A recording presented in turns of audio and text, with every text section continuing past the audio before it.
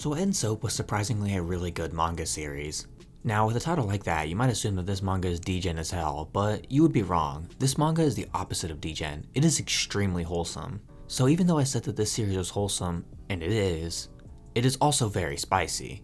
We see them go at it quite a few times throughout this series, and we also see some other stuff, but it doesn't take away from the wholesomeness of this series, far from it, which is pretty rare, but it made the series even more enjoyable.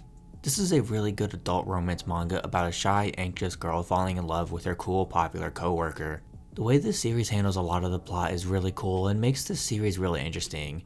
Anyways though, let's get started talking about the themes, specifically one theme that I really want to talk about. Asako is relatable as fuck, which I don't say often about characters, but the way they portrayed her anxiety was really well done and it actually hit hard. I have severe anxiety. It actually prevents me from forming any real connection with people as I just get too scared to even try. I've had people who will blatantly tell me to text them later or whatever, but when the time comes, I get it in my head that I'm being a nuisance and they don't want to talk to me right now. Even though I know that isn't true, it stops me from having that real connection. I have had people help me out somewhat with opening up to people, but unlike Asako, I have never had that one person who pushes me to be a better person and to try to overcome my anxiety. There is one line in this manga that hit extremely close to home, and that is when Asako says that she hasn't gone on vacation with anyone other than her family before. This hit really hard because that is literally me. I don't have people who want to do things around me, and those that do, I'm too scared to even fight to do something. So instead I just hang out with my family and leave it at that. I know I should be trying to make friends and form connections, but it is very hard to break past that barrier that I have. The anxiety both I and Asako feel is what causes our loneliness, and it is only through other people that you can overcome that. Forming that connection is never easy, but if you do, you should try your best to not let it go just like Asako did. Alongside anxiety, the series also does a really good job at tackling PTSD and trauma. I remember when I first read this section of the story, it caught me off guard at first because I did not expect it. But man, am I glad it is in the story. Asako was meeting up with an old friend from middle school. She was chatting and having a good time when all of a sudden her old childhood bully comes up and talks to her and her friend. Apparently her and her friend's daughters are friends. Anyway, you immediately see Asako clam up and she can barely even give a coherent response to anything. Up to this point in the series, Asako had made a lot of progress getting past a lot of her trauma. She thought she was past this at this point, but when actually confronted by the person who once bullied her, she couldn't do anything. This doesn't just affect her for a second and they move on. This affects her for weeks and it even starts hurting her relationship. But with the help of Kotaro, she's able to move past her trauma and PTSD. He was there to listen to her past and tell her that everything was okay, and that was what she needed most. She didn't need revenge or an apology, she just wanted someone to love her for who she is and to help her, and she found that.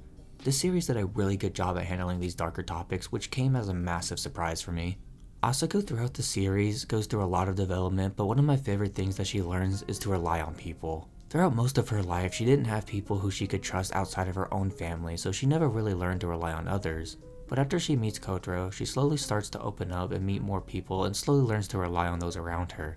This gives her some very good friendships that we see form throughout the series, and they help her with her relationship, and they just genuinely make her happier, which is nice to see. So this series covers some really dark topics occasionally throughout its run, however, this series is mostly a comedy series. And might I say, the comedy is great.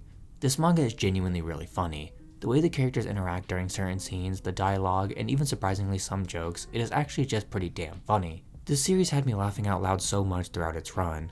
This series was just really fun and I definitely recommend it for the comedy alone. One of the things that I love about this series is that there aren't any misunderstandings like in most romance series. There are misunderstandings, but they are handled very differently from most other romance series, and they are also resolved relatively quickly, with one exception that I already mentioned earlier, but that one made sense. The misunderstandings in this series are usually over small things, and because Asako and Kotaro know how to communicate with each other, they are usually resolved rather quickly instead of dragging it on for the sake of the plot. That actually makes the characters seem way more mature in how they handle things, which does make the series even better. As in a lot of cases, Asako especially still feels like her emotional awareness isn't that of an adult, which does make sense given her lack of any connection to people before the series started. But her ability to communicate helped her feel more like an adult instead of a child, which I liked. There is one thing that I really liked about this series that is a little bit different from most other manga, and that is that I'm glad that this series waits before we learn about the main characters' backstories. They hint at the full backstory throughout the course of the series until they feel ready to reveal it, which works so well. As we get more time to build up the relationship between the two main characters, this leads to a way more emotional moment in the story when it does finally get revealed. The backstory is something sad, but it isn't something that can't be overcome, which I really liked. This was a very interesting way that they handled it, and I think it worked out incredibly well for this story. This manga genuinely made me cry quite a few times. Some of it was from the sheer wholesomeness of the scenes, but there were also some genuinely really emotional moments throughout this series that fucked me up. This series did a really good job at getting me emotional. Not many manga can actually do that to the extent that this manga did, so it is genuinely quite impressive. The balance this series has between the comedy and the emotional moments is, I think, what does it so well. It just made those moments hit so hard and made you want to tear up. The artwork in this manga is really good. I love the character designs especially. They all have drip, which makes them look clean as hell. But aside from the character designs, the artwork is just good all around. It definitely made this series easier to read and follow and made for a good time. The characters in this manga are pretty good. Let me just jump into talking about the side characters first, as I haven't actually brought them up at all so far during this video. They're all pretty good. The relationships they all form with each other and their different personalities are fun. There are two characters that play a fairly important role in the story that I really like. They are Okura and Ichise. These guys played the biggest roles in the story outside of the main two. Okura was there for moral support and to give advice to Asuko throughout the story. He even helped out Kotaro a bit, which is cool. Ichise at first was sort of a rival to Asuko, not really as she never stood a chance, but she quickly became good friends with Asuko and she was obviously close to Kotaro. She had a really fun, bubbly personality. She played the role of just a good friend, but she was fairly important to the story in comparison to others. And finally, I'm going to talk about Kotaro. He's a good male lead for this story. He is a good guy who appreciates Asuko for who she is and is exactly who she needed in her life. He has this insane sense of smell that makes for some really funny moments throughout the series. He is overall just a fairly good guy who is also good at his job and well liked by those around him. Sweat and Soap is a series that surprised me. I did not expect this series to be as wholesome as it was. This series did so much right and it made it really enjoyable to read. This manga was just so good on a fundamental level.